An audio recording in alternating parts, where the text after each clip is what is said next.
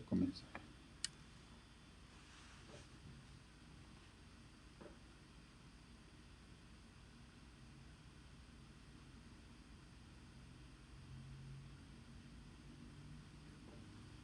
Dios les bendiga, hermanos, en esta tarde. Damos gracias a Dios por su fidelidad y por su misericordia. Y en esta tarde queremos, antes de iniciar nuestro tema, darle gracias al Señor por todo lo que está haciendo a favor de nuestra vida. Y yo quiero leerle dos citas. La primera es Jeremías 17, verso 7 y verso 8, que dicen así. Dice: bendito el hombre que confía en el Señor y pone su confianza en Él. Será como un árbol plantado junto al agua, que extiende sus raíces hacia la corriente, no teme que llegue el calor, y sus hojas están siempre verdes. En época de sequía no se angustia y nunca deja de dar fruto.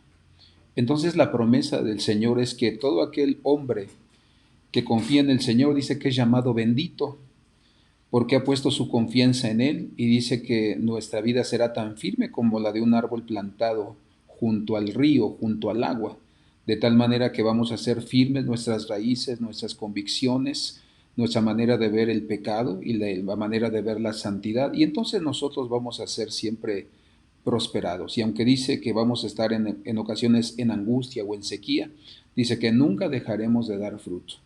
Y los momentos más difíciles de nuestra vida, en las pruebas más difíciles que vienen a nuestro camino, nosotros podemos darle al Señor la gloria, confiar en Él y en cada una de sus promesas, recordárselas, y entonces Él hará conforme ha prometido. Y agradecemos a Dios por eso. Y la segunda cita dice: el Señor te bendiga y te guarde. El Señor te mire con agrado y te extienda su amor. El Señor te muestre su favor y te conceda la paz.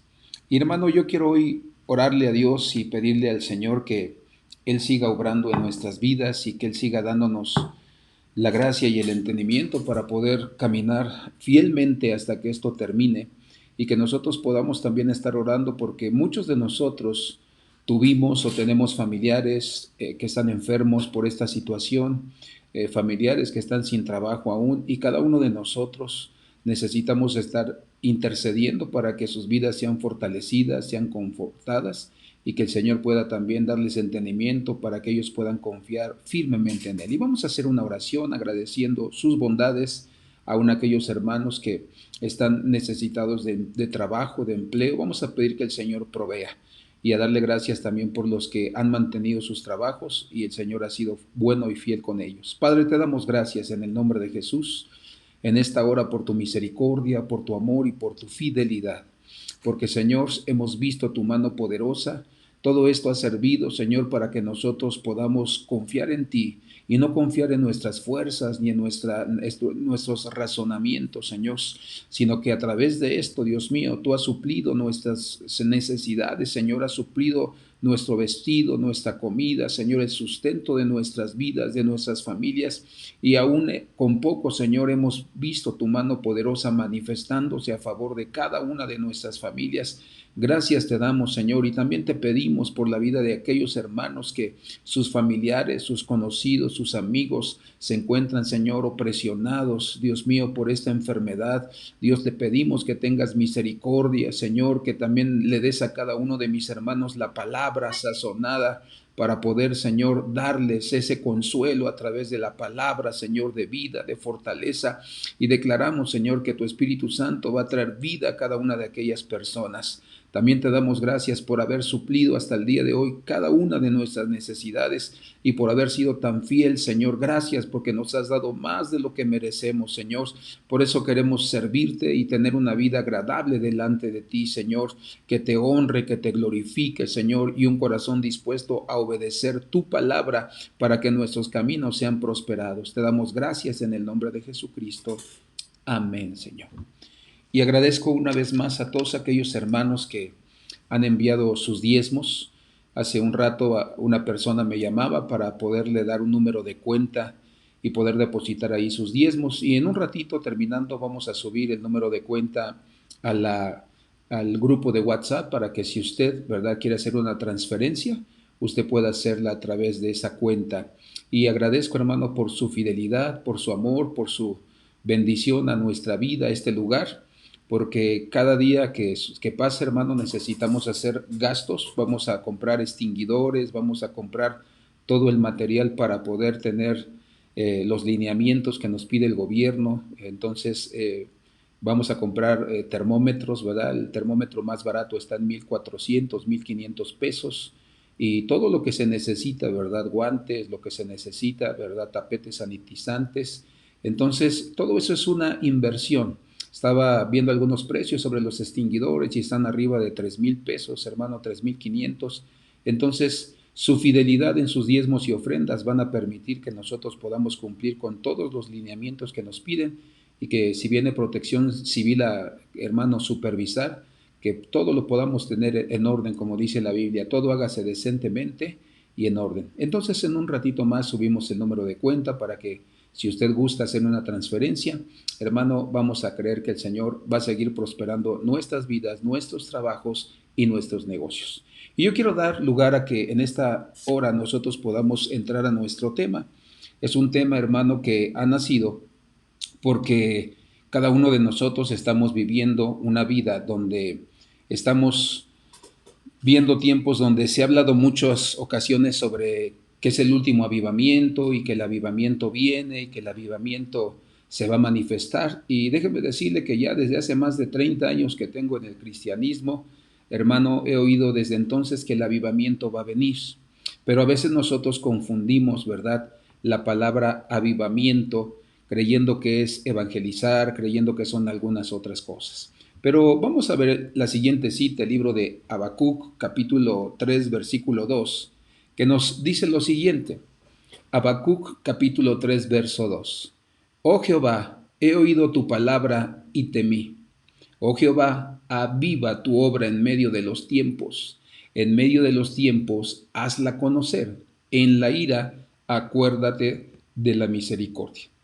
Y según este versículo de Habacuc, nos damos cuenta que el avivamiento no es, hermano, el evangelismo masivo, sino está hablando de las personas que tienen a Cristo, que conocen a Cristo y lo han recibido en sus corazones como su Señor y Salvador. Por eso dice, aviva tu obra en medio de los tiempos.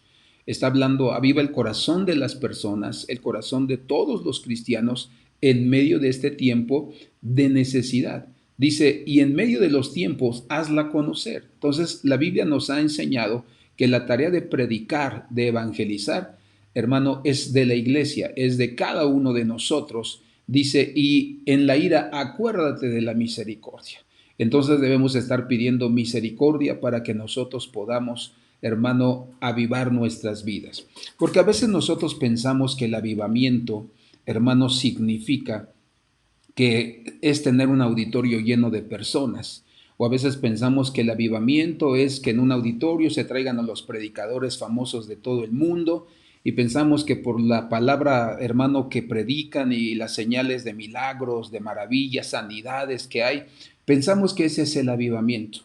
Pero déjeme decirte que a lo largo de esta carrera, de la experiencia que tenemos ya en el Señor, nos hemos dado cuenta que muchos de esos predicadores que son famosos y que pareciera, hermano, que tienen la verdad y que caminan en la verdad, cuando descienden del púlpito, descienden de los altares, entonces nos damos cuenta de la debilidad que hay todavía en su carne, hermano, y de los pecados que cometen cada uno de ellos, y que solamente, como dice el libro de Corintios, son ruido y nada más.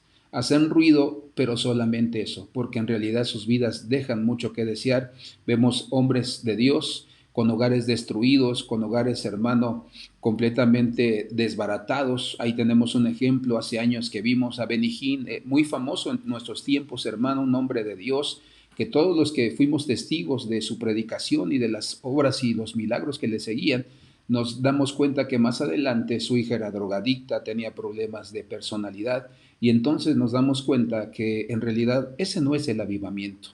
Y la Biblia nos habla que muchos de estos hombres hoy en día van a ser seguidos por las personas. Por eso es importante que nosotros conozcamos, hermano, las Escrituras, porque la Biblia nos habla de esos hombres que hoy en día, hermano, gozan de fama a nivel mundial o a nivel local, pero que sus obras no eran buenas. Y el siguiente versículo nos va a enseñar a nosotros en el libro de Mateo capítulo 7, versículo 22 y 23, ¿Qué va a suceder con esas personas?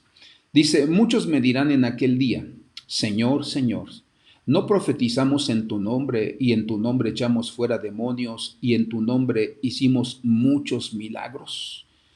Y sigue diciendo el verso 23, y entonces les declararé, jamás os conocí. Apartaos de mí los que practicáis la iniquidad. Entonces está hablando o está enseñando San Mateo, hermano, que estos hombres sí hicieron prodigios, sí hicieron maravillas, sí predicaron a las personas, pero dice la Biblia que sus obras ya personales de su vida de todos los días, dice que eran obras de iniquidad. Y si tú recuerdas, te hemos enseñado los tres niveles del pecado. La primera es la transgresión, es decir, cuando tú sabes que algo es pecado, pero lo cometes. Le pides perdón y Dios te limpia. La segunda es, hermano, los pecados. Sabes que eso es pecado, pero lo practicas una, dos veces o tres veces. Y entonces se te hace una costumbre. Pero el grado mayor es llamado iniquidad, donde ahí ya no tienes ningún temor del Señor, quizá mucho conocimiento de la palabra, quizá te sigan los milagros, las maravillas, las sanidades, la liberación de endemoniados, pero en realidad tu manera de pensar, tu manera de sentir y de vivir solamente está, hermano, para que busquen el pecado esas personas. Por eso la Biblia nos habla que en realidad, hermano, eso no es avivamiento. Porque aún donde nosotros hemos estado en ocasiones en eventos masivos y vemos, hermano, hasta 5,000, 6,000 personas, es ahí donde nosotros pensamos, este es un lugar donde hay avivamiento, pero la realidad no es así. Y hermano, yo quiero en esta hora que tú disculpes la sinceridad, pero tú sabes que a mí no me gusta engañar a las personas. Pero muchas veces cuando estamos en esos lugares, a nuestro lado vemos gente amargada, vemos gente con depresión, vemos gente que quiere suicidarse, vemos gente que practica el adulterio, la fornicación, gente que está endemoniada. Entonces, ver un auditorio lleno de gente no es garantía ni es señal de que hay un avivamiento. No, solamente, hermano, la gente se reúne y la mayoría de las veces es triste escuchar a las personas cuando dicen cada uno de ellos, ¿verdad? Es que yo quiero que haya mucha gente. Pero aquí hay dos cosas importantes. El número de personas, hermano, no es garantía de que haya un avivamiento. Y número dos, si queremos ver gente, empecemos a evangelizar a nuestros amigos, empecemos a evangelizar a nuestra familia. Esa es la mejor manera en que nosotros vamos a demostrar que nuestra iglesia está llena del Espíritu del Señor. Porque ¿de qué nos sirve tener un auditorio lleno, hermano, y con multitudes si no está la presencia de Dios en ese lugar? Por eso el libro de Ageo, capítulo 2, versículo 9, nos enseña lo siguiente. Dice la Biblia que cuando este profeta declaró esta palabra, era algo que se iba a cumplir, hermano, en el tiempo del Señor Jesucristo. Y Ageo dice, la gloria postrera de esta casa será mayor que la primera. Entonces se está hablando acerca de, hermano, lo que estaban viviendo, el movimiento del Espíritu Santo en ese momento, hermano, dice que era una etapa de bendición, pero dice que esto tenía que ir, hermano, a más, tenía que ser prosperada y tenía que verse algo más, hermano, que lo que se vio en ese tiempo. Y es ahí donde nosotros nos damos cuenta, en el libro de los Hechos, capítulo 1, versículo 8, si no me equivoco, la orden del Señor Jesucristo fue que no se fueran de Jerusalén hasta que haya venido el Espíritu Santo sobre la vida de cada uno de ellos. Y entonces sí, les dijo, van a predicar primero en Jerusalén, después en Judea, después en Samaria y hasta lo último de la tierra. De eso nos habla este versículo, hermano, que la gloria primera va a ser mayor, hermano, la postrera. Si la gloria primera ha sido buena, la gloria mayor viene todavía para abarcar a todo el mundo. Entonces, por eso nosotros tenemos que entender lo que dice la Escritura, porque nosotros pensamos que todo eso se va a cumplir mágicamente, pero no, la Biblia dice que hay que esperar a ser llenos del Espíritu Santo, buscar la llenura del Espíritu Santo en oración, en santidad, en obediencia, en escudriñar la Escritura, y entonces sí, vamos a empezar a predicarle a la ciudad de Jerusalén, que son nuestra casa, nuestros hermanos, nuestros hijos, nuestros padres, nuestros primos. Después vamos a ir, hermano, a Judea, que son nuestros amigos en el trabajo, son aquellas personas, amistades que nosotros tenemos contacto con ellos, y después a Samaria, es decir, aquellos que no son del pueblo de Dios, y después, ahora sí, podemos ir a donde Dios nos envíe. Pero déjame decirte algo. La mayoría de todos aquellos que quieren ser misioneros son jóvenes. Tú les hablas a los jóvenes de ser misioneros y pareciera que estás hablando de que vamos a llevarlos de vacaciones. Y entonces, hermano, empiezan a darse cuenta que en realidad la situación no es como ellos piensan. Yo siempre he creído una cosa y no solamente lo he creído. Cuando yo hablé en una ocasión con un hermano que dirigía una asociación de misioneros aquí en Puebla, recuerdo que estaba yo platicando con él, estábamos ahí en su oficina, y entonces me recuerdo que una de las preguntas que yo le hice fue, hermano, ¿y cómo es que ustedes trabajan para poder enviar a un misionero? Y el hermano me dijo a mí, ¿verdad? Primero, tiene que ser un congregante fiel a la iglesia, que esté en todos los cultos, a menos que no tenga el tiempo por su trabajo. Pero lo que se le pide es que esté presente en cada culto, que tome los cursos que se dan en la iglesia. Después de allí, si ha demostrado fidelidad, entonces nosotros lo mandamos a que tome una reunión familiar o un grupo familiar. Si vemos que ese grupo familiar crece, empieza a despuntar, entonces lo hacemos supervisor y después lo hacemos el encargado de una zona. Entonces, una vez que ha dado el fruto de fidelidad, de obediencia, de consagración, de el escudriñar la palabra del Señor, entonces sí, Él puede salir a las misiones. Pero hay todo un proceso para ello. Entonces la Biblia nos habla que debe haber un proceso en la vida del creyente también para que haya un avivamiento, para que realmente se manifieste ese avivamiento, ese fuego de Dios en nuestras vidas. Por eso nace una pregunta: ¿qué es el avivamiento? Y la Biblia, hermano, nos habla y nos da algunos significados. ¿Qué es el avivamiento? La palabra avivar o avivamiento viene del hebreo hayá y del griego anotsao. Estas dos palabras tienen el mismo significado. Dice que significa literalmente volver a la vida de entre los muertos. Volver a la vida de entre los muertos. Es decir, alguien que está muerto espiritualmente, que ya no tiene un celo por Dios, un deseo por buscar al Señor, necesita que lo resuciten, que vuelvan, hermano, a levantar de entre los muertos. Y dice que es volver a encender una llama que se apagó por ciertas circunstancias. Dice que es mantenerla viva y con intensidad.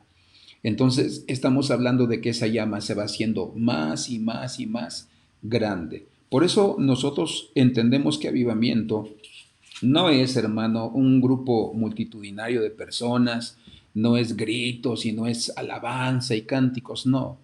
Avivamiento es pedirle a Dios que tenga misericordia de nosotros, porque en algún momento perdimos ese fuego de la presencia del Espíritu Santo, por X razón. Pero que hoy nosotros, si queremos realmente experimentar y vivir un avivamiento, nosotros tenemos, hermano, que volver a la vida de entre los muertos. Por eso el Salmo capítulo 85, versículo 6, nos dice lo siguiente. Dice, estamos como muertos, devuélvenos la vida. Nosotros somos tu pueblo, de ti esperamos alegría. Dice la Biblia que se estaba reconociendo, hermano, el estado espiritual de estas personas. Este salmo fue dirigido a los hijos de Coré. Y dice la escritura, hermano, que ellos decían, estamos como muertos. Se ha perdido la llama, el fuego de tu presencia en nuestras vidas. Sí, conocemos, tenemos conocimiento, pero no experiencia. Y estaba diciéndole, le decían a Dios, devuélvenos la vida, Señor, porque somos tu pueblo y porque esperamos de ti, Señor, días de alegría, días de gozo. Si tú recuerdas, en el jardín del Edén, mientras Adán y Eva habitaron en ese lugar, ellos no necesitaban avivamiento, porque la relación que ellos tenían con Dios mantenía sus espíritus avivados, hermano, encendidos por la presencia del Señor. Pero a raíz de que ellos desobedecieron y fueron echados del huerto, Dios estableció los mecanismos para que ellos pudieran acercarse a Dios y pudieran de esa manera recibir nuevamente el fuego de su presencia. Y por eso vemos que Dios le enseña a Adán a ofrecer el sacrificio, los altares. Ese fue el mecanismo para acercarse a Dios. Después vemos que la etapa de los patriarcas, donde estuvo Abraham, Jacob, Isaac, hermano, nos damos cuenta que ellos eran los patriarcas, eran como los pastores, los sacerdotes de sus familias.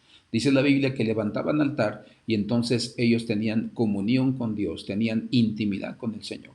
Después vemos más adelante el tabernáculo de Moisés. Se hizo un tabernáculo donde había tres compartimientos o tres lugares donde ellos iban a ofrecer su sacrificio, después entraban al lugar santo y después al lugar santísimo para poder tener una comunión cercana con el Señor. Y después vemos adelante en la historia que Dios le permitió a Salomón edificar el templo para que todos los hombres pudieran llegar a ese lugar y tener un encuentro con Dios y ser llenos de su presencia. Eso es lo que nos enseña la Escritura a cada uno de nosotros. Por eso nosotros nos damos cuenta de que avivamiento no es un auditorio lleno de personas, no es estar en lugares donde haya señales, milagros, liberaciones. Eso no es avivamiento. Eso es, hermano, el resultado de que el avivamiento está dentro de una persona, dentro de un hombre y una mujer de Dios, donde cada uno de nosotros debemos aprender eso. Ahora, la Biblia nos enseña que hay algunos indicadores para que nosotros sepamos, hermano, qué implica un avivamiento o qué debemos, hermano, nosotros conocer para saber que un avivamiento se está dando en nuestra vida. Y la primera cita que vamos a ver es el libro de Jeremías 29, versículo 7, donde nos habla que la primera, hermano, característica de un avivamiento es que hay una búsqueda de Dios. Esa es la primera característica o el primer indicador de un avivamiento, que hay una búsqueda de Dios de parte nuestra. No lo estamos buscando porque nuestra familia se enfermó de COVID, no lo estamos buscando porque apenas si tenemos para comer, no. Es una búsqueda de Dios porque reconocemos nuestra necesidad de parte del Señor y necesitamos precisamente estar en su presencia. El libro de Jeremías capítulo 29, versículo 13 y versículo 14 nos dicen así: me buscarán y me encontrarán cuando me busquen de todo su corazón. Me buscarán y me encontrarán cuando me busquen de todo su corazón. Verso 14. Dejaré que ustedes me encuentren, dice el Señor. Les devolveré lo que les quitaron y los traeré de regreso de todos los lugares a los que los arrojé. Dice el Señor, los traeré de regreso al lugar de donde los desterré. Entonces, el profeta Jeremías nos está enseñando a cada uno de nosotros que el deseo de buscar a Dios, hermano, es una señal que debe haber en cada uno de los creyentes. No debe ser cuando nosotros queremos o sentimos, no, todos los días. Si tú recuerdas, la Biblia nos habla sobre el tabernáculo. Dice la Escritura que, hermano, el tabernáculo es figura de buscar a Dios. Porque dice la Escritura que había un atrio o un patio. Dice que en ese patio estaba la fuente de bronce donde los sacerdotes se lavaban, pero también estaba el altar del holocausto o el altar de los sacrificios. Dice la Escritura que ahí se quemaba la carne.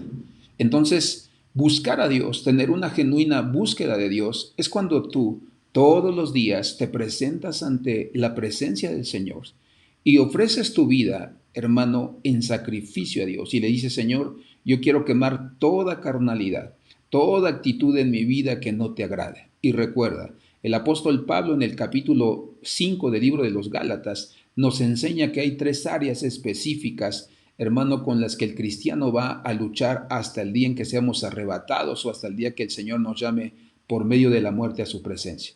Dice que el primer pecado que cometemos los creyentes es la idolatría, cuando ponemos una cosa en primer lugar después, hermano, antes que el Señor. Después dice que vienen los pecados sexuales, todo tipo de pecado sexual, los sabidos, conocidos y por haber. Y dice que también la tercera área en la vida del creyente es su carácter, las áreas de su carácter. Si tú eres un cristiano flojo, si tú eres un cristiano mantenido, si tú eres un cristiano quejoso, si eres un cristiano murmurador, si eres un cristiano chismoso, si eres un cristiano que tiene todavía esas faltas o esas actitudes en tu vida, entonces significa que tú necesitas entrar al atrio donde está el altar del holocausto para entregarle eso al Señor y que sea quemado en tu vida y seas purificado. Tienes que reconocerlo. Si tú batallas, hermano, con la pornografía, con la masturbación, con todo ese tipo de pecados sexuales, si tú adulteras, si tú fornicas, tú tienes que apartarte de eso. Había un hombre que me dijo, hermano, pero ¿cómo le hago si yo tengo otros hijos con otra mujer? Y yo le decía a él, mire, no tiene usted ningún problema. Usted tiene que ser honesto con su esposa, decirle que usted metió la pata y que usted tiene otros hijos, pero ¿cuál es la mecánica o cuál es el principio para esto? Pues que usted simple y sencillamente vea por sus hijos, que usted los cite en un lugar donde solamente usted platique con sus hijos, pero que no esté yendo a la casa de la mujer porque no es su esposa, no es su cónyuge, sino usted se va a ver tentado a pecar y a seguir teniendo más hijos. Entonces, hermano, no pongamos pretexto, no pongamos pretexto y seamos obedientes a la voz del Señor. Cada uno de nosotros necesitamos entrar al atrio. Pero después dice que estaba el lugar santo. En el lugar santo, si tú recuerdas, estaba el candelero, estaba la mesa de los panes, hermano, estaba el altar del incienso. Entonces, esta parte del lugar santo nos habla de nuestras oraciones, nuestra adoración y nuestra alabanza a Dios. Nosotros tenemos que ser hombres y mujeres que oremos todos los días, hermano, delante de la presencia de Dios para que el Señor también hable a nuestros corazones. Debemos adorarle, debemos cantarle y debemos levantar nuestra adoración delante de su presencia. Yo no sé si tú estés haciendo esto en este tiempo que estamos padeciendo esta pandemia, pero es importante que tú no dejes, hermano, de hacer eso, porque eso es lo que va a traer una búsqueda de Dios, una hambre verdadera del Señor. Y como decía el libro de Jeremías, que si nosotros lo buscamos, si nosotros, hermano, nos esforzamos por buscarlo, dice, yo me encontraré cuando me busquen. Entonces, el principio para poder encontrar a Dios es búscale. Y después dice que había un lugar llamado el lugar santísimo, donde la escritura nos enseña que era el lugar más profundo, hermano, del tabernáculo, donde ahí podía tener el sacerdote intimidad con Dios. Ahora, la Biblia dice en el libro de Apocalipsis capítulo 1, versículo 7, que nosotros somos reyes y somos sacerdotes para poder proclamar, hermano, la gloria, el poder del Señor. Entonces, así como el sacerdote entraba al lugar santísimo, nosotros también podemos entrar a la presencia de Dios, figura de la presencia de Dios, de la intimidad con Dios, donde estemos Él y yo nada más. Por eso, para que tú sepas qué es el primer indicador de un avivamiento, hermano, es una búsqueda de Dios, donde yo me disponga, hermano, a quemar la carne, donde yo me disponga a tener una vida de oración, una vida de alabanza y una vida de adoración. Muchas personas en ocasiones se desesperan y dicen, es que yo no he podido recibir el Espíritu Santo, pero a veces, hermano, cantando en tu casa puedes recibir el Espíritu Santo sobre tu vida. Yo recuerdo que la vez que recibí el Espíritu Santo, hermano, me recuerdo que fui a varios eventos de la iglesia de donde yo vengo más o menos era una iglesia entre 5,000 o 7,000 personas, y yo recuerdo que yo quería recibir el Espíritu Santo, hermano, cuando venían los predicadores y cuando ministraban, pero siempre me desilusioné porque yo veía a los hombres, a los predicadores que eran famosos. Y recuerdo que en una ocasión fui, hermano, a una velada, por cierto, donde casi no había personas. Y recuerdo que fue ahí, en medio de esa velada, en medio de ese tiempo, cuando una persona que ni siquiera era pastor, ni era líder, hermano, espiritual de ese lugar todavía, hermano, empezó a orar y a clamar al Espíritu Santo y fue derramado sobre todos los que estábamos con un corazón dispuesto en ese lugar.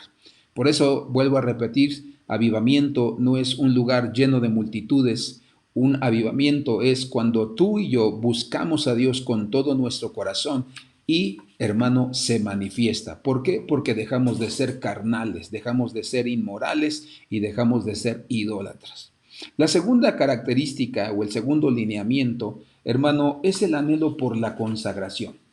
Una de las cosas que nosotros debemos anhelar y que se va a mostrar que verdaderamente estamos entrando en un avivamiento es el anhelo de consagrar nuestra vida para el Señor.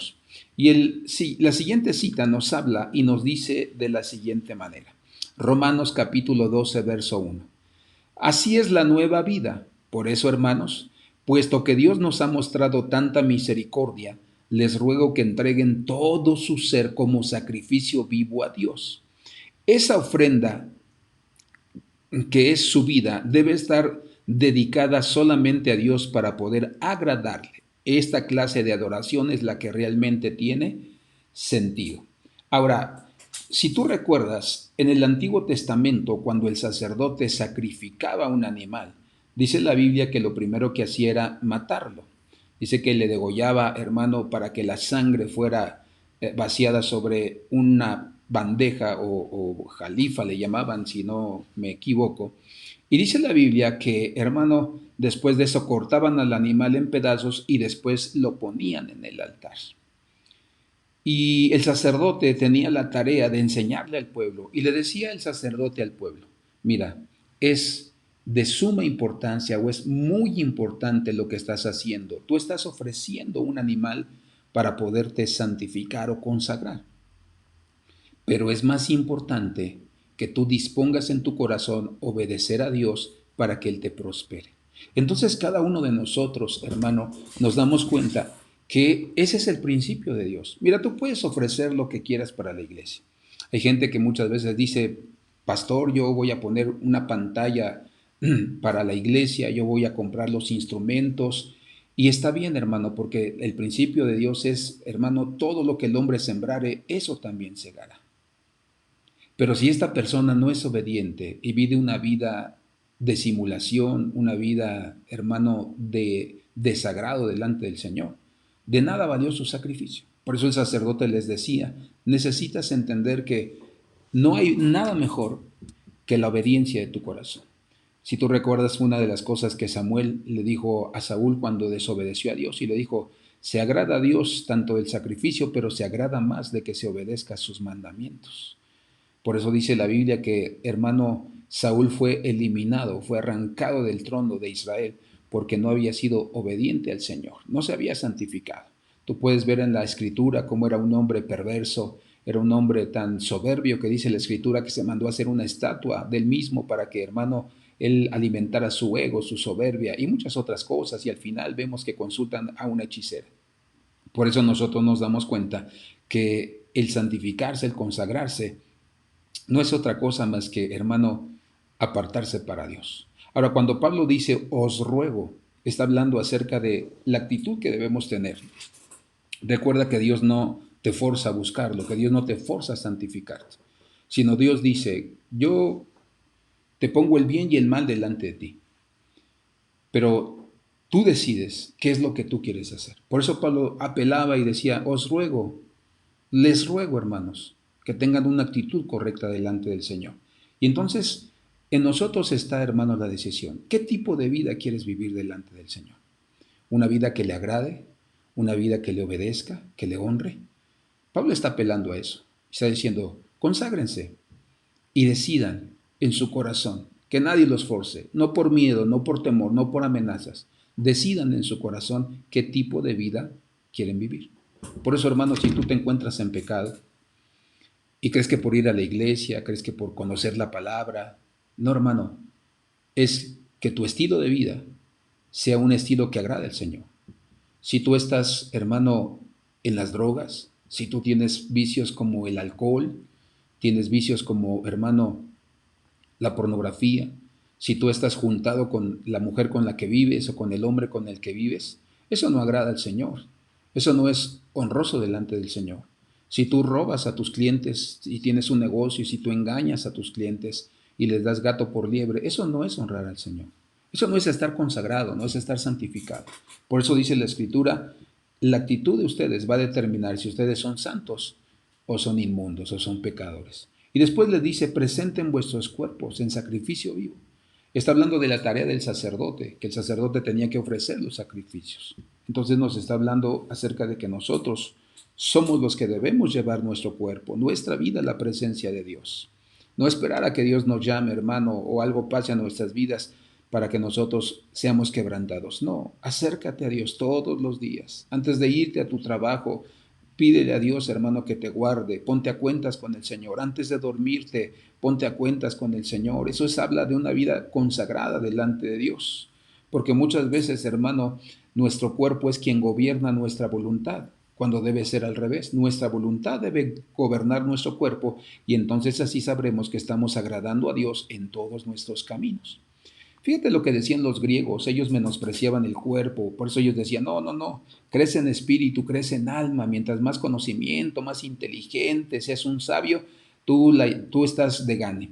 Pero el cuerpo, no, no importa. Y ellos decían así, los griegos, decían que lo que importaba era el espíritu, que el cuerpo no era más que una prisión, algo menospreciable y vergonzoso. Entonces, hermano, en otras palabras, ellos estaban diciendo que con el cuerpo podemos darle vuelo a la hilacha, que lo que importa es nuestro espíritu, lo que importa es que nosotros, hermano, vayamos con Dios, le alabemos un ratito, le glorifiquemos un ratito, escuchemos su palabra, pero saliendo podemos hacer con nuestro cuerpo lo que querramos. Y la Biblia dice que no es así. La Biblia dice en el primer libro de los Corintios, capítulo 6, versículo 20, dice, pues por precio habéis sido comprados. Por tanto, glorificad a Dios en vuestro cuerpo y en vuestro espíritu, los cuales son de Dios. Entonces dice la Biblia que, hermano, el precio por haber sido lavados de nuestros pecados y perdonados fue, hermano, la sangre de Cristo. Él pagó el precio por nosotros. Por eso dice, no la pisotees, no la menosprecies, no la desvalorices. Glorifica a Dios con tu cuerpo. Glorifica a Dios con lo que haces en esta tierra, porque le pertenecen al Señor. Entonces, el segundo indicador o la segunda característica es que la gente se consagra, la gente se santifica. ¿Cómo? Echando toda carnalidad en medio de su vida. Y después vemos la tercera característica, la salvación de almas. Es otra característica, hermano, de estar en un avivamiento. Y hoy en día el cristiano se ha equivocado. Todas esas iglesias grandes, hermano, la mayoría de ellas, solamente está llena de personas que se salieron de otras congregaciones. Se salieron de sus congregaciones porque tuvieron alguna diferencia, porque algo pasó, hermano, en ese lugar, no quisieron hacer lo que ellos querían. Pero la mayoría de esas iglesias, hermano, han hecho sus congregaciones de personas que no han querido sujetarse al Señor. Y entonces no hay en realidad salvación de almas. Ellos llegan y solamente cambian de lugar, pero ellos ya son, hermano, conocedores. No son salvos porque no son obedientes al Señor, pero sí son conocedores. Y en la característica del avivamiento es que las almas se salvan. Por eso hay que ir a los perdidos, no, hermano, a los que ya conocen del Señor. Y el versículo que vamos a ver en esta noche es el de Hechos capítulo 13, verso 47, que dice así: esto es lo que el Señor nos ha ordenado. Te he hecho luz de las naciones, para que hagas llegar mi salvación a los lugares más remotos de la tierra. Entonces la Biblia nos enseña que nosotros somos los mensajeros, los voceros del Evangelio de Jesucristo para que otras personas lo escuchen. Yo recuerdo que hace ya unos 15 años atrás o más, unos 20 años atrás, recuerdo que nos mandaban a visitar una sierra en la parte de la Sierra Norte, se llama Hueytlalpan. Y recuerdo que en ese tiempo era todavía un lugar, hermano, muy remoto, muy recóndito de la tierra. Recuerdo que para poder llegar a ese lugar, el camino en transporte eran más o menos unas 6 horas. Después de ahí teníamos que cruzar las montañas y te aventabas otras 4 horas caminando. Entonces eran lugares muy recónditos, hermano, lugares muy remotos. Pero recuerdo que cuando yo llegué a ese lugar, me acuerdo que pasamos por una casa y en ese tiempo me acuerdo que ya se oía a Marcos Witt. En ese tiempo recuerdo que se escuchaban ya los cantos de Marcos Witt. Y lo primero que vino a mi mente, hermano, y a mi corazón fue recordar este versículo, donde a veces piensas que no ha llegado el Evangelio de Jesucristo. Hermano, es el lugar donde lo han recibido y lo han recibido con gozo. Y me acuerdo que la gente alababa, cantaba a Dios con todo su corazón. Por eso nos damos cuenta que una de las características es predicar el Evangelio, evangelizar a las personas. Y no te atores, ya te he dicho, ahí tienes tu separador de libros que te dimos, donde están las 5 reglas para poderle predicar el Evangelio a una persona. Ahí vienen los versículos, memorízalos, grábatelos. No pongas pretexto, no pongas pero. A veces quieres, hermano, tener un doctorado en evangelismo y que te pasen, hermano, las diapositivas y que te den tu diploma. No, seamos sencillos, seamos audaces, inteligentes. Nosotros necesitamos con todo nuestro corazón sentarnos, escudriñar cada uno de esos versículos, saber qué es lo que Dios está hablando, comprenderlos al 100% y después orar al Señor y decirle, llévame o trae a la persona o a las personas a las que tú quieres que yo comparta el Evangelio. Porque tampoco se trata de las personas que yo quiera. A veces las personas que nosotros queremos, hermano, se niegan y aún nos olvidan y se alejan de nosotros. Pero hay personas a las que Dios prepara sus corazones para que tú y yo lleguemos y nos acerquemos. Recuerdo al pastor Víctor Garduño que cuando empezó, yo escuché este testimonio, que ellos oraban al Señor, toda esa iglesia oraban al Señor y ellos clamaban a Dios por almas. Y cada semana, hermano, el día viernes, el Señor le hablaba al grupo o al equipo del pastor y le decía así literalmente, dicen, que le decía, compra 5 sillas porque esta semana te voy a traer 5 almas y se van a quedar aquí. Y ellos obedecían, hermano, iban y compraban las 5 sillas y el día domingo que estaban en el culto se entregaban 5 personas. Y de esa manera fue como ellos tuvieron su oído presto para poder escuchar la voz, la guianza del Señor. Y si tú y yo queremos evangelizar, eso es lo que tenemos que hacer. Pero veamos qué nos dice Romanos capítulo 1, verso 16. Porque no me avergüenzo del Evangelio, porque pues es el poder de Dios para la salvación de todo el que cree, del judío primeramente y también del griego. Y el primer libro de los Corintios 9:16 dice así, porque si predico el Evangelio no tengo nada de qué gloriarme, pues estoy bajo el deber de hacerlo. Pues ay de mí si no predico el Evangelio. Entonces, el libro de Romanos nos dice, no te avergüences de predicar el Evangelio, porque es poder de Dios. Entonces, si tú vas a compartir el Evangelio, no te avergüences, hermano, no tengas vergüenza, predícalo, sé convincente, pídele a Dios la unción del Espíritu Santo para que tus palabras no solamente, hermano, sean escuchadas, sino toquen el espíritu, el alma y el cuerpo de la persona. Y después aquí nos dice que es nuestro deber predicar el Evangelio. Ay de mí, dice, si no predico el Evangelio. Entonces hay consecuencias si nosotros no predicamos el Evangelio. Y cuando uno entra por la puerta de la salvación, lo primero que uno tiene en su corazón es el deseo de predicarle o de hablarle a las otras personas acerca del Evangelio de Jesucristo. Y entonces vamos y buscamos a nuestra familia más cercana. Yo recuerdo que mis hermanas fueron las primeras en convertirse a Cristo y recuerdo que cuando ellos llegaron de la iglesia, hermano, me hablaron y me empezaron a predicar y en mi corazón yo sabía que yo también necesitaba a Jesús. Cuando ellas recibieron el Espíritu Santo, recuerdo que estábamos en la sala y eran como las 9 de la noche cuando estábamos ahí con mi mamá. Y me acuerdo que mi hermana empezó a hablar sobre su experiencia y lo que Dios había hecho en su corazón, en su alma. Y recuerdo, hermano, que lo decía con tanta vehemencia, con tanta unción, que yo me puse a llorar. Y yo decía, Señor, yo soy malo, yo soy malo. Yo no merezco tu misericordia. Porque cuando uno predica el Evangelio con la unción del Espíritu Santo, con la dirección del Espíritu Santo, los corazones se quebrantan y los corazones vienen a Jesucristo. Si tú recuerdas en todas las cosas que se hacían en el tabernáculo de Moisés, dice, hermano, que una de las cosas que hacían es que cuando alguien entraba al tabernáculo, dice que tocaban las trompetas, figura o símbolo de predicar el Evangelio de Jesucristo a todos aquellos que lo necesitan.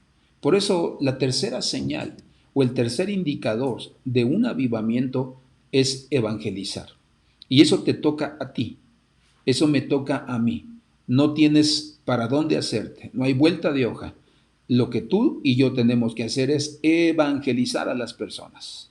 Y entonces, vuelvo a repetir, toma tu separador, anota los 5 pasos, memorízate los versículos que tiene cada uno de ellos Y entonces si una vez que tú los conozcas, los sepas, los tengas, entonces hermano, comparte el Evangelio de Jesucristo.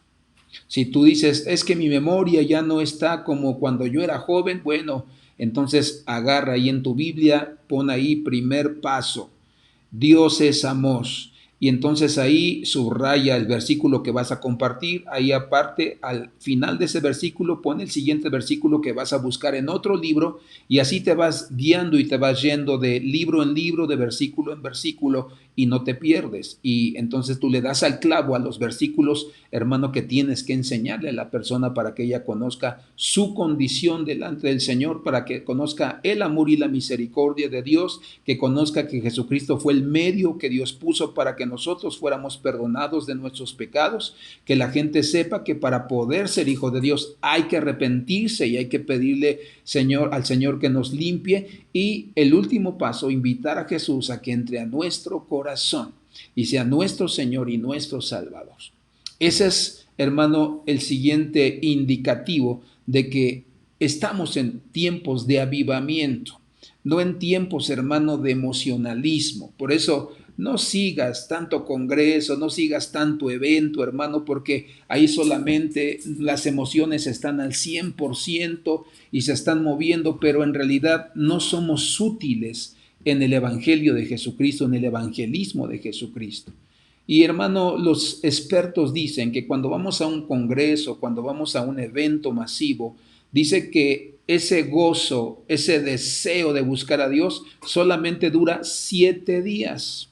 Por eso todas aquellas personas que fueron a esos eventos, después de 7 días, la mayoría se olvida de su servicio a Dios, se olvida de consagrarse a Dios, se olvida de buscar al Señor, se olvida, hermano, de todas estas cosas.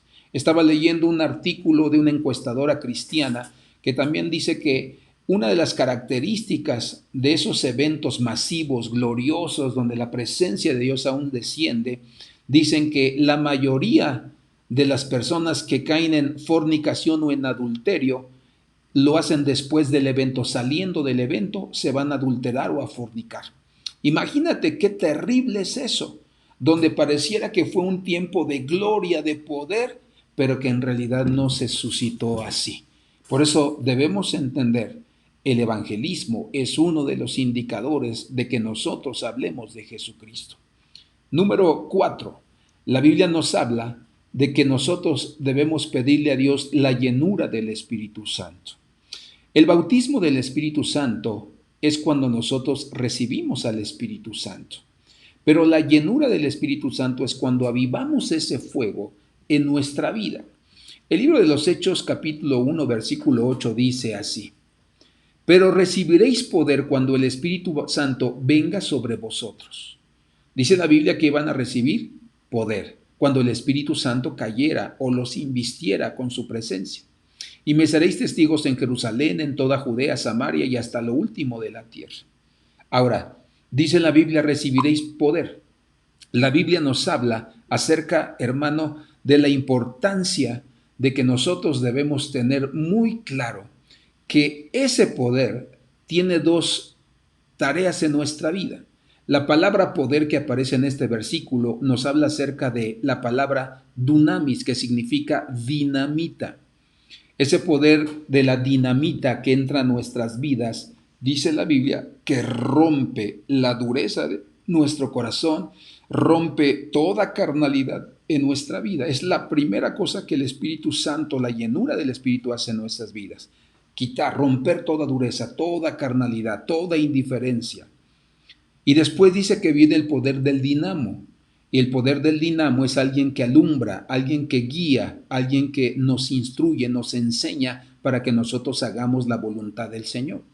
Entonces la Biblia dice que estar llenos del Espíritu Santo, hermano, la llenura del Espíritu Santo, es que cada uno de nosotros le pidamos a Dios ese poder y esa unción que rompa toda carnalidad y que nos alumbre y que nos ilumine para que nosotros podamos testificar de Jesucristo.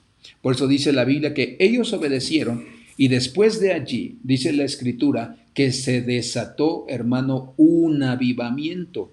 porque predicaban en las casas, predicaban en las plazas, predicaban en otros lugares. Dice la Biblia que Felipe fue uno de los precursores, hermano, de Samaria. Dice la Biblia que llegó a ese pueblo a predicar la palabra del Señor. Y dice la Escritura, y todos estaban unánimes juntos y atónitos, porque veían y oían lo que Felipe hacía y le seguían los milagros, las maravillas. Dice, al grado, hermano, que los que estaban endemoniados eran liberados, y dice, y los demonios gritaban al salir de las personas. ¿Te imaginas esa escena? Dice la Biblia que había sanidades increíbles, que los ojos de los ciegos podían ver, que los cojos se podían levantar en sus dos piernas, hermano. Dice la Escritura que Felipe estaba lleno del Espíritu Santo. Ese fuego que lo hacía, hermano, orar por las personas para que algo sucediera en la vida de cada uno de ellos. Si tú y yo buscamos la llenura del Espíritu Santo, nosotros podremos ver esos milagros. Y créele a la palabra. El libro de Marcos capítulo 16, versículo 16 en adelante, dice, y pondremos las manos sobre los enfermos y estos sanarán. Dice la Biblia que oraremos por aquellos que están atormentados por demonios y estos los dejarán.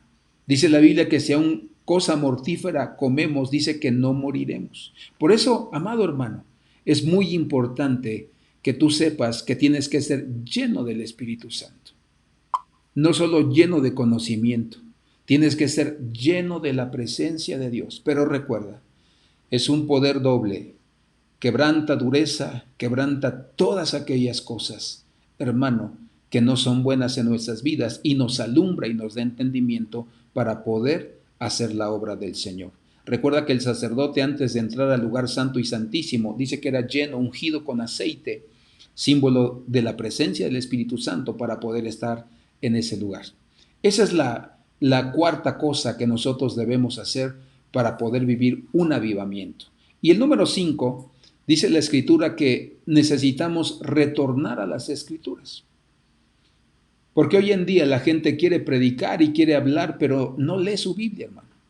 No lee la Biblia, y todo eso, hermano, ha traído graves problemas en la vida de los cristianos.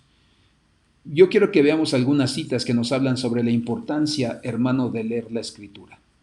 Dice la Biblia en el libro de Job, capítulo 14, versículo 7, lo siguiente. Recuerda que el árbol en la Biblia es figura de los hombres. Y aquí vamos a ver un árbol, pero vamos a ver su condición y cómo su condición cambió a partir, hermano, de algo que sucedió. Porque hay esperanza para un árbol cuando es cortado, que volverá a retoñar, y sus renuevos no faltarán. Aunque envejezca sus raíces en la tierra y muera su tronco en el polvo, el olor del agua reverdecerá y como una planta joven echará renuevos. Entonces la Biblia nos dice que la condición de este árbol es que había sido cortado, dice que había quedado en un estado de sequedad. Y cuando nosotros nos preguntamos, ¿por qué se quedó seco?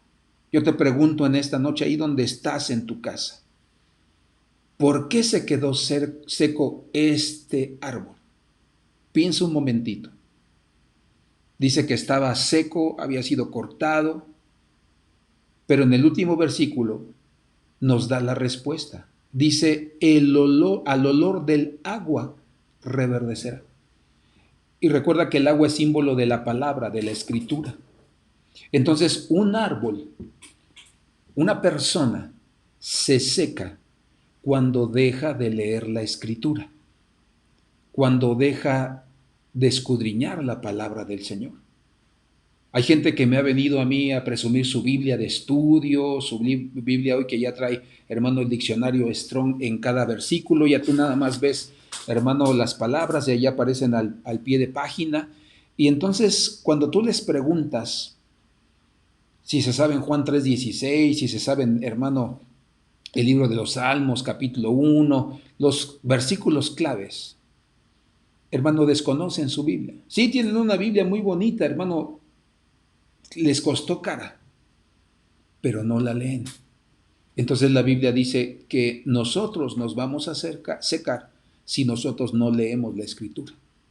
Por eso la importancia de que cuando hay un avivamiento la gente lee. Porque cuando tú no lees, hermano, tú le crees a cualquier persona lo que ellos digan. Y te va a sonar bíblico y dices, sí, amén, y los vas a seguir y vas a decir, sí, es que él lo dijo y por eso está bien.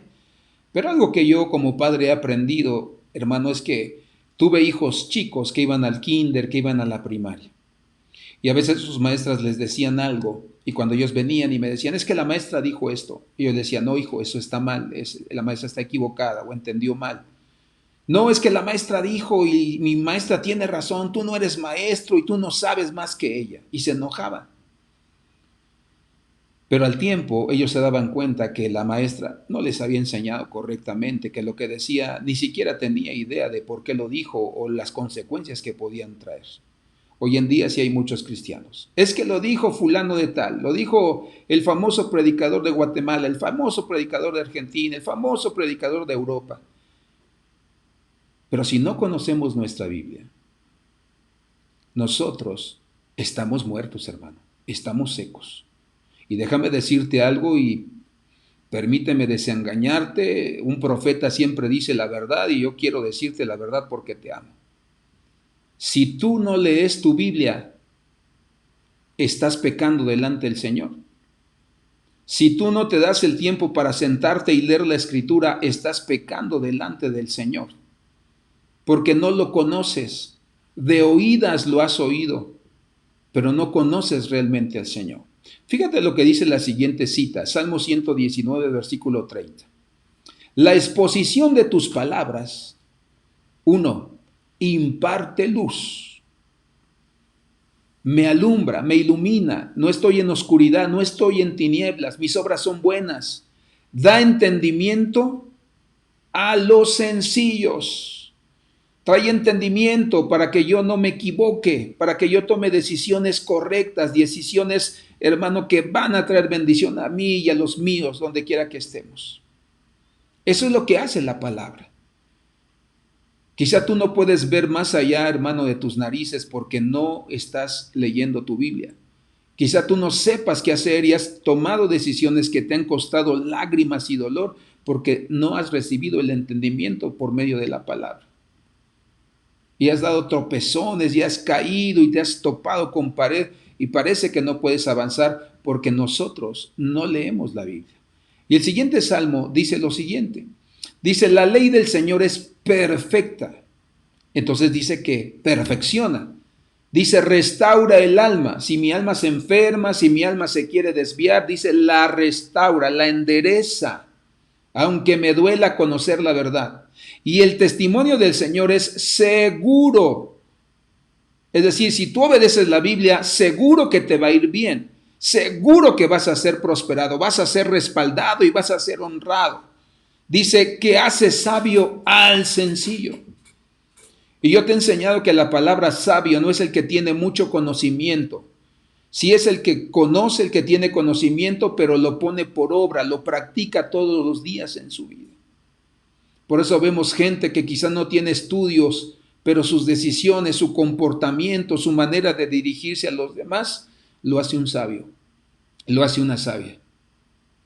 Y sobre todo admiro a aquellas personas que no saben leer. Aquí en la congregación tenemos una hermanita que no sabe leer y es una anciana, pero ella es la que le ha predicado a muchos de los que han venido a este lugar. No sabe leer, pero toda la palabra que escucha y que le leen en su casa, ella la ha utilizado para evangelizar y para alcanzar personas que estaban en la brujería, en la hechicería, personas que estaban viviendo vidas inmorales. Y el Señor ha sido un medio para esas personas a través de nuestra hermana. Por eso, hermano, la Escritura es vital para cada una de nuestras vidas. Y si tú recuerdas, el apóstol Pablo le habló a Timoteo y le dijo las siguientes palabras. Toda escritura es inspirada por Dios. Dicen los escritores bíblicos que cuando Dios quiso dar a conocer sus lineamientos o su palabra, dice que llamó a Moisés. Y Moisés escribió los primeros 5 libros de la Biblia: Génesis, Éxodo, Levítico, Números y Deuteronomio. Dicen los escritores que vamos a decirlo así, lo sentó junto a él y le dictó palabra por palabra. Por eso dice, toda escritura es inspirada por Dios. Y aquí viene el efecto, útil para enseñarnos, útil para reprendernos, útil para corregirnos, útil para instruirnos en injusticia. Dice, a fin de que el hombre de Dios sea perfecto y equipado para toda buena obra. Entonces, eso es lo que hace la Escritura. Ahora, si nosotros nos ponemos a analizar los tiempos, en ese tiempo, hermano, recuerda, el apóstol Pablo vivió más o menos, hermano, cuando está escribiendo este libro a Timoteo, entre el año 66 o el año 70 después de Jesucristo. Y el apóstol Pablo le habla de la importancia de las Escrituras, de leer las Escrituras. No había Nuevo Testamento. No había, hermano, todavía el Nuevo Testamento. Lo que había eran las Escrituras del Antiguo Testamento. Porque las Escrituras del Nuevo Testamento se acabaron, hermano, de poder escribir y tenerlas ya como el Nuevo Testamento hasta el año 300 después de Cristo. Entonces nos damos cuenta que desde entonces Pablo dijo, la Escritura, escudriñala, entiéndela, vívela, predícala, demuéstrale a las personas. Y entonces, hermano, Timoteo fue uno de los hombres cercanos a Pablo, donde le dio la oportunidad de pastorear y tenía una iglesia de más de 10,000 personas. Y no eran los eventos los que atraían a las personas, era el poder de la palabra, los hechos del Espíritu Santo en medio de esa congregación. La gente no salía emocionada, la gente salía tocada, quebrantada, ungida por el Espíritu Santo, reconociendo su necesidad y con el deseo de enderezar sus caminos. Alguien dijo sobre la Biblia algunas cosas, hermano, que quiero decírtelas. Alguien dijo esto, muchos libros pueden informarte. Muchos libros pueden informarte, pero solo la Biblia puede transformarte. Muchos libros pueden informarte, pero solo la Biblia puede transformarte. De nada sirve tener un conocimiento si no leemos las Escrituras. Y otra cosa que encontré dice, la Biblia es pan para comer, no pastel para ocasiones especiales. La Biblia es pan para comer y no pastel para ocasiones especiales. Y tú sabes que el pastel lo comemos solamente en los cumpleaños por lo regular o en Navidad. Y si tenemos 2 o 3 cumpleaños al año y con Navidad son 5 veces que vamos a comer pastel, así hay muchos cristianos que 2, 3 veces al año leen su Biblia, comen el pastel, hermano, pero no comen el pan. Y otra persona dijo, ¿verdad? La Biblia hay que creerla para ser salvos, leerla para ser sabios y practicarla para ser santos. ¿Por qué, hermano?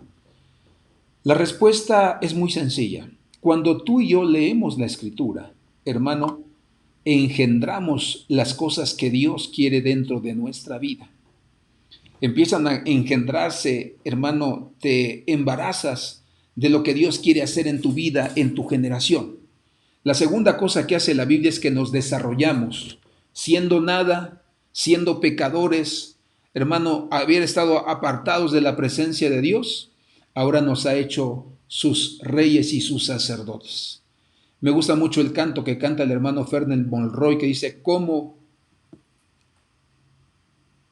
he de agradar o he de agradecer tu bondad o tu misericordia? Dice, porque yo antes no era príncipe, pero ahora me sentaste con los príncipes de tu pueblo. Dice, ¿cómo he de expresar mi gratitud para Dios? Y entonces, hermano, él declara en el coro, no hay Dios como mi Dios. Por eso nosotros tenemos que saber que si tú lees la Biblia, aparte de que vas a empezar a engendrar cosas para hacerlas para Dios, tú vas a empezar a desarrollar tu vida. Y dice la Biblia en el libro de Efesios capítulo 4 que tú vas a llegar a un punto de madurez. Esa es la tercera cosa. Primero, engendramos lo que Dios quiere en nuestras vidas. Después, desarrollamos ministerios, desarrollamos dones, talentos. Y la tercera cosa es que llegamos a un estado de madurez donde podemos cuidar a otras personas. Porque recuerda que el trabajo, hermano, de predicar, de cuidar a la iglesia, no solamente es del pastor, sino es de aquellos hombres y mujeres que están contigo todos los días, codo a codo, hermano, luchando, peleando, atendiendo las necesidades de los santos, preocupándonos por ellos. Y déjame decirte que tú lo has experimentado desde tiempo atrás y ahora en estos días. La oración de los santos, la oración de todos nosotros y de todos los que están sirviendo en este lugar ha hecho que nuestros familiares, hermanos, sean sacados adelante, que nuestras situaciones económicas sean sacadas adelante por la oración, por la declaración de la palabra. Si nosotros queremos, hermano, que se mueva el cielo y que su bendición llegue hasta nuestras casas, hay que declarar lo que está escrito en la palabra. Por eso cuando tú recuerdas en el libro de Segunda de Crónicas, capítulo 34, dice la Biblia que los sacerdotes encontraron en el templo del Señor los rollos de las escrituras de la ley. Dice que cuando se las llevaron, hermano, al rey Josías, dice que él se alegró en su corazón y se dispuso para poner por obra cada una de esas palabras. Y si tú te das cuenta, lee la historia de todos los reyes atrás, hermano, desde el tiempo de Saúl, del tiempo de David. Y la Biblia nunca vas a encontrar, hermano, que leyó las escrituras, que leyeron las escrituras. Josías parece que fue el único que las vio, que las leyó, que estuvo de acuerdo y que dijo, enseñémosla al pueblo. Y prueba de ello es que David, hermano, dice la Biblia, que cuando quiso trasladar el arca del Señor a Jerusalén, dice la Biblia que lo hizo en una carreta jalada por bueyes, y dice la Biblia que cuando se iba a caer en el camino, el arca dice que Usa, uno de los que llevaban ahí el arca, dice que extendió su mano y cayó muerto. Y dice que llegó con Dios, con los sacerdotes, y dijo, ¿qué hice mal? Y entonces los sacerdotes le dijeron, David, es que no leíste la escritura. No leíste lo que dijo Dios. Y entonces dijo, ¿y cómo se hace? Y dijo, lo tienen que llevar los sacerdotes sobre sus hombros y tienen que ir caminar y ofreciendo sacrificios. Por eso nos damos cuenta que, hermano, David, en una parte de su vida, no leía las escrituras. No pudo leerlas. Porque nadie puede cometer errores tan graves, hermano, si no lee la escritura. Por eso es importante leer la escritura. Y cuando tú y yo la leemos, nosotros vamos a tener el respaldo y la victoria de parte del Señor. Y hoy es la forma en que Dios, por medio de su Espíritu Santo, nos va a guiar a la verdad, a través de las escrituras. Si tú lees la escritura, si tú escudriñas la palabra, hermano, va a ser de bendición. De nada sirve que nosotros asistamos a la iglesia, de nada sirve que nosotros nos congreguemos, cantemos, alabemos, si nosotros no conocemos la palabra. Por eso muchos de nosotros, hay gente o predicadores que le dan a la gente gato por liebre, porque no conocen la escritura, son ignorantes y entonces, hermano, son engañados y son seducidos y abusan de ellos. Por eso yo quiero invitarte a que tú sepas y que tú conozcas cuán importante es que nosotros, como hijos de Dios, conozcamos los signos del avivamiento. Y repito una vez más, avivamiento no es ver un lugar lleno de personas o un lugar lleno de gente. Eso no es un avivamiento. Avivamiento, como vimos, significa, hermano, volver a la vida de entre los muertos, volver a encender una llama o mantener viva esa llama de parte de Dios en nuestras vidas. Por eso vamos a orar a Dios y vamos a decirle, Señor, yo quiero entrar en este avivamiento, donde lo que demuestre que tú estás en nosotros sea el respaldo que tú vas a dar en nuestra vida, en nuestra predicación y en todo lo que nosotros hagamos para ti. Y yo quiero invitarte a orar en esta hora. Padre, te damos gracias en el nombre de Jesús, porque hoy en día, Señor, tú quieres que todos nosotros entendamos, Señor, la importancia de traer el avivamiento a nuestra vida, Señor. Tu profeta Habacuc decía, Señor, oh Jehová, he oído tu palabra y temí, porque entendió, Señor. Decía, aviva tu obra en medio de estos tiempos. En medio de los tiempos, hazla conocer, Señor. En la ira, acuérdate de tu misericordia. Perdónanos, Señor, porque los cristianos nos hemos pasado el tiempo, Señor, buscando otras cosas, buscando alimentar la emoción, buscando alimentar nuestra carne, Señor, buscando ir a lugares, Señor, donde solamente las emociones, Señor, fluyen, pero no la unción de tu Espíritu Santo. Perdónanos, Señor, porque aún muchas veces, Dios mío, nosotros no hemos reconocido nuestra necesidad. Decimos que estamos agradándote, que somos santos, Señor, pero en realidad sabemos en lo más profundo de nuestro corazón que hay cosas que no están bien dentro de nuestra vida, Señor. Ayúdanos, Señor, hoy te pedimos, Padre, que, Señor, traigas ese avivamiento, pone en nosotros una hambre, una búsqueda de ti, Señor, de tu presencia. Ayúdanos, Señor, todos los días a entrar al tabernáculo de Dios, donde podamos, Señor, quemar toda carnalidad, donde podamos tener una actitud de oración, de adoración, Señor, de alabanza, donde podamos encontrarnos en intimidad contigo, Señor, donde tú hablas a nuestros corazones y tú nos permites conocer tu voluntad. Ayúdanos a consagrarnos a cada uno de nosotros, Señor. No depende de ti nuestra consagración, sino depende de lo que nosotros queremos hacer en esta tierra, Señor.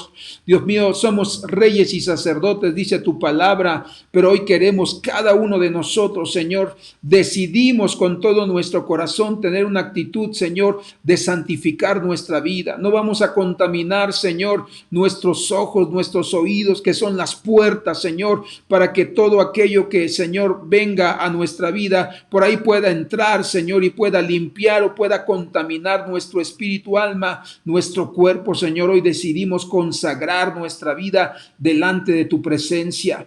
Hoy también declaramos, Señor, que tú nos darás la gracia, el entendimiento, la sabiduría para poder ganar almas, para poder evangelizar a las personas. Quita de nosotros toda vergüenza, Señor, quita de nosotros todo temor.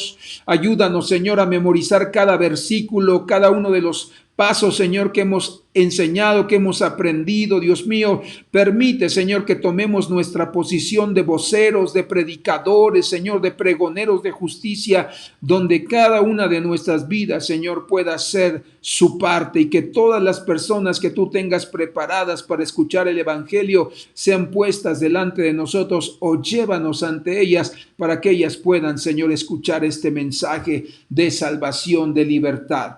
Y también te pedimos, Señor, en el nombre de Jesucristo, que traigas una llenura de tu Espíritu Santo, Señor. Queremos ser ungidos con tu presencia. Queremos clamar y llenar nuestra vida solo de ti, Señor. Y queremos también volver, Señor, a las Escrituras, retornar a las Escrituras, Señor. Perdónanos si las hemos abandonado, si hemos sido indiferentes a cada una de ellas, Señor. Padre, porque si no abrimos nuestra Biblia, ¿cómo nos hablarás tú? ¿Cómo te manifestarás a nuestra vida, Señor? ¿Cómo conocerte si nosotros no nos damos el tiempo para abrir la palabra y para estudiarla, para leerla, para memorizarla, para ponerla por obra, Padre? Hoy te pedimos, Señor, que traigas un avivamiento verdadero, Señor, a nuestra vida, así como lo hiciste con la iglesia primitiva, Señor, que recibieron, Señor, el poder del Espíritu Santo sobre sus vidas y entonces comenzaron a propagar, Señor, comenzaron a evangelizar y a predicar, Señor, el amor y la salvación de Jesucristo, y las vidas, Señor, venían y se añadían cada día los que habían de ser salvos, Señor. Y dice tu palabra que ni siquiera tenían iglesia, se reunían en las casas, Señor, pero los apóstoles decían: no dejaremos la palabra ni dejaremos la oración, porque ese es el trabajo de nosotros. Y ayúdanos, Señor, a cada uno de nosotros a mantenernos firmes en la oración, a mantenernos firmes en el estudio y en la enseñanza de la palabra. Cada uno de los que estamos aquí necesitamos y deseamos, Señor, que seas tú el que nos guíe y el que nos enseñe y nos lleve, Señor, hacia la verdad, para que nosotros caminemos rectamente delante de ti. Te damos gracias y declaramos bendición en el nombre de Jesucristo. Gracias, Señor, y te doy gracias por cada uno de mis hermanos, Señor, que están escuchando, que están viendo. Yo te pido que pongas en ellos esa hambre y esa sed que permita, Señor, que sus vidas puedan ser despertadas espiritualmente, Señor, y que pongas ese deseo vivo de tu presencia, Señor, y pongas todas aquellas personas, Señor, que ellos van a predicarles, a quienes van a evangelizar. Yo declaro en el nombre de Jesucristo que te muevas y te exaltes de una manera poderosa y sobrenatural, Señor, en el nombre de Jesús, y que sigas trayendo sobre ellos, Señor, tu dirección, tu paz, tu entendimiento y tu bendición, Señor. Te damos gracias y declaramos victoria en el nombre precioso de Jesucristo. Amén. Pues hermano, amado, Dios le bendiga.